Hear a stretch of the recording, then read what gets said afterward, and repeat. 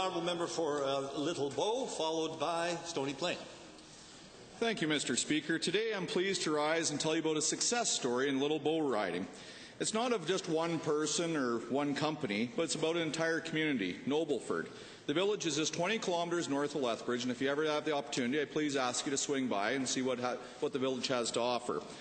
Now, you can understand, since in Alberta and rural Alberta, a lot of small towns seem to be rolling up and withering, so to speak, but Nobleford's the exact opposite, Mr. Speaker.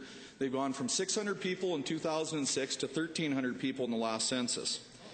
Along with that, Mr. Speaker, they also have the lowest taxes in Alberta.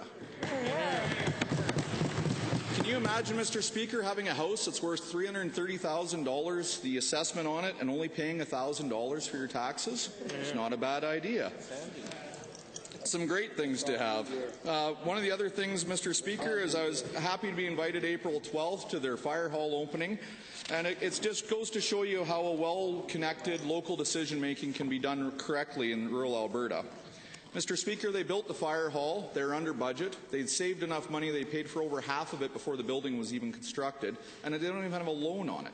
The beautiful part of that whole fire hall, Mr. Speaker, is when you're there at the opening, is the people from the area, the second fire chief, his son is actually the chief official officer of the village. So it goes back to the ties, but also it's a young, vibrant community for people to move into.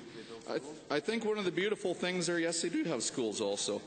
It's a great place to be at. Mr. Speaker, because of the leadership shown by the current council, Nobleford is becoming one of the most attractive places to live and do business.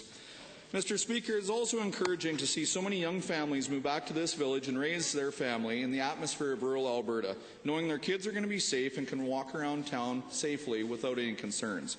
Mr. Speaker, I'd also like to thank the current and previous council for their vision, allowing them to have more success as they approach their centennial anniversary year in 2018. Mr. Speaker, I'd just like to thank everybody, and if you ever have the chance to go through, please stop and visit the village of Nobleford.